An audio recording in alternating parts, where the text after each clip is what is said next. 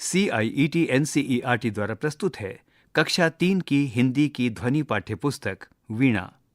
अध्याय 18 हम अनेक किंतु एक। पृष्ठ 147। आनंदमयी कविता। हम अनेक किंतु एक। है कई प्रदेश के किंतु एक देश के, विविध रूप रंग हैं, भारत के अंग हैं। भारतीय वेश एक, हम अनेक किंतु एक। बोलियां हजार हैं, टोलियां हजार हैं, कंठ भी अनेक हैं, राग भी अनेक हैं। किंतु गीत बोल एक, हम अनेक किंतु एक। एक मातृभूमि है, एक पितृभूमि है, एक भारतीय हम, चल रहे मिला कदम। लक्ष्य के समक्ष एक, हम अनेक किंतु एक। कवि द्वारिका प्रसाद माहेश्वरी। पृष्ठ 148। बातचीत के लिए। 1। आप किस देश में रहते हैं? आपका प्रदेश कौन सा है? 2। आपके घर में कौन सी भाषा बोली जाती है? 3। आपके घर के आसपास के लोग कौन सी भाषा बोलते हैं? 4। सभी प्रदेश अलग हैं, लेकिन सबका देश एक है। आपकी मित्रों की टोली में कौन कौन है? सोचिए और लिखिए। 1। हम अनेक हैं किंतु एक हैं। उदाहरण देकर इस बात को समझाइए। 2। कविता में भारत के विविध रूप रंग के बारे में बताया गया है। विविध रूप रंग का क्या अर्थ है? 3। चल रहे मिला कदम। इस पंक्ति में किनके कदम मिलाकर चलने की बात कही गई है? शब्दों का खेल। 1। कविता से समान ध्वनि वाले शब्द छांट कर लिखिए। प्रदेश, रिक्त स्थान, रिक्त स्थान।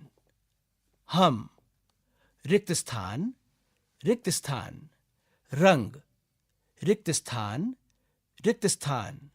और बोलियां, रिक्त स्थान, रिक्त स्थान। 2। समान ध्वनि वाले कुछ शब्द अपने मन से लिखिए।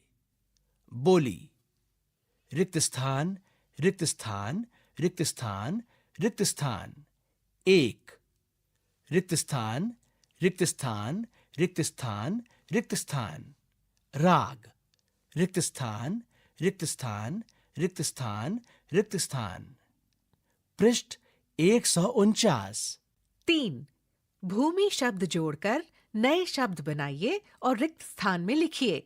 यहाँ आपको 3 शब्द दिए गए हैं, रण, पितृ, मातृ। ऐसे ही 2 और शब्द सोचकर उनमें भूमि शब्द जोड़कर नए शब्द बनाइए।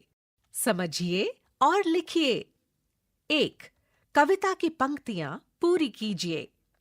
हैं कई प्रदेश के, रिक्त स्थान, विविध रूप रंग हैं, रिक्त स्थान, रिक्त स्थान। हम अनेक किंतु एक। बोलियां हजार हैं, रिक्त स्थान, रिक्त स्थान। राग भी अनेक हैं, रिक्त स्थान। हम अनेक किंतु एक। एक मातृभूमि है, रिक्त स्थान, रिक्त स्थान। चल रहे मिला कदम, लक्ष्य के समक्ष एक, रिक्त स्थान। पृष्ठ 150। 2। सही अर्थ की जोड़ी बनाकर लिखिए। यहां पर कुछ शब्द दिए गए हैं। ये शब्द हैं कंठ, पहनावा, विविध और समक्ष। अब जिनके साथ आपने जोड़ी बनानी है वो शब्द हैं वेशभूषा, सामने, गला और कई प्रकार के।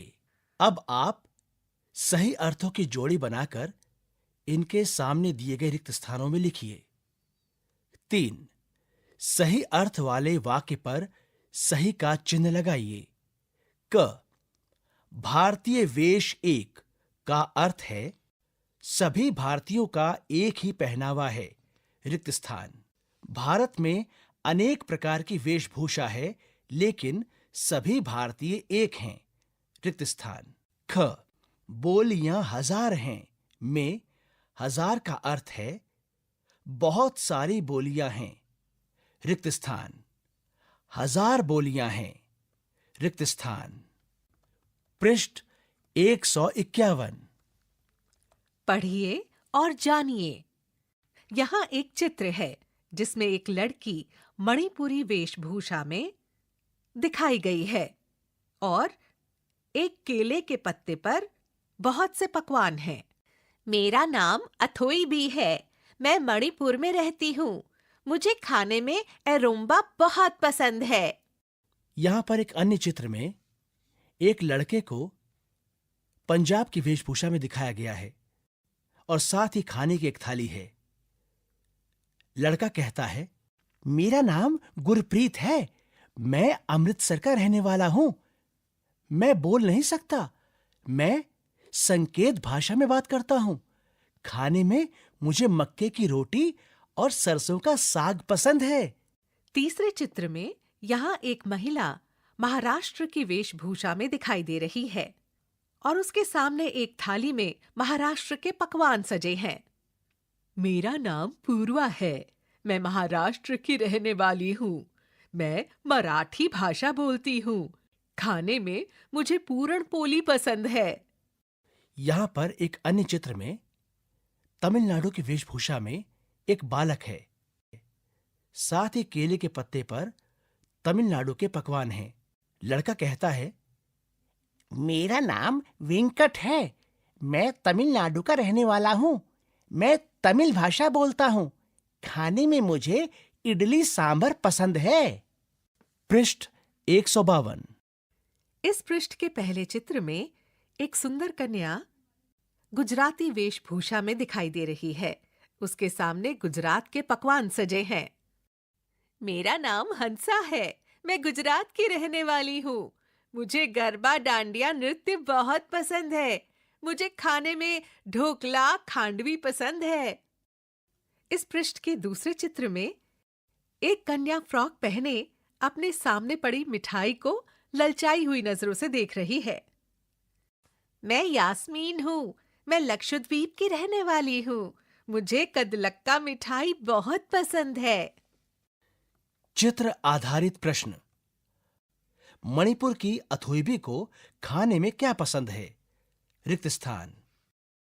महाराष्ट्र की पूर्वा कौन सी भाषा बोलती है? रिक्त स्थान। तमिलनाडु के वेंकट को खाने में क्या पसंद है? रिक्त स्थान। गुजरात की हंसा को कौन सा नृत्य पसंद है? रिक्त स्थान। पृष्ठ 153। पता कीजिए। आप अपने प्रदेश के आसपास के 3-4 प्रदेशों की भाषा, खान-पान, वेशभूषा, तीज त्योहारों के बारे में पता कीजिए और साथियों के साथ चर्चा कीजिए। रिक्त स्थान। पृष्ठ 154। पढ़ने के लिए मिलकर गाइए। हिंद देश के निवासी। हिंद देश के निवासी सभी जन एक हैं। रंग रूप वेश भाषा चाहे अनेक हैं। हिंद देश के निवासी सभी जन एक हैं। रंग रूप वेश भाषा चाहे अनेक हैं। बेला गुलाब जूही चंपा चमेली प्यारे प्यारे फूल गूंधे माला में एक हैं। कोयल की कूक प्यारी पपीहे की टेर प्यारी गा रही तराना बुलबुल राग मगर एक है। गा रही तराना बुलबुल राग मगर एक है।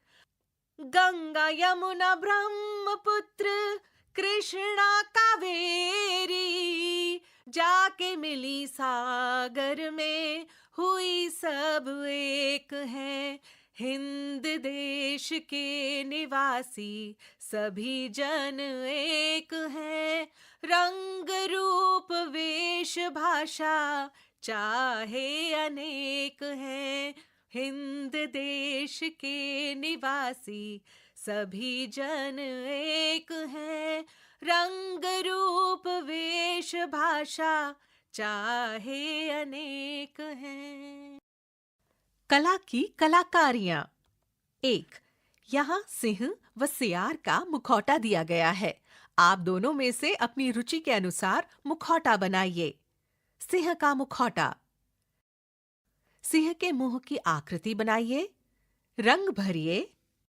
अब बाहरी रेखा से काट लीजिए, दोनों किनारों पर छेद कीजिए और धागा बांधिए।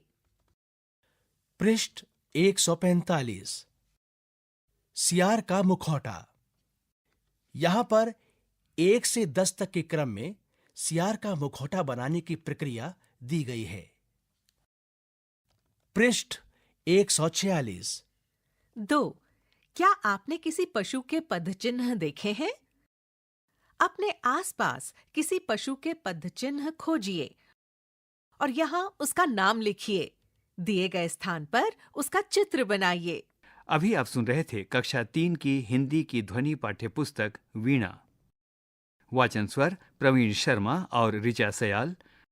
ध्वन्यांकन मयंक कुमार। निर्माण सहयोग चेतना शर्मा। निर्देशन एवं निर्माण विमलेश चौधरी तथा प्रस्तुति CIET NCERT नई दिल्ली, भारत।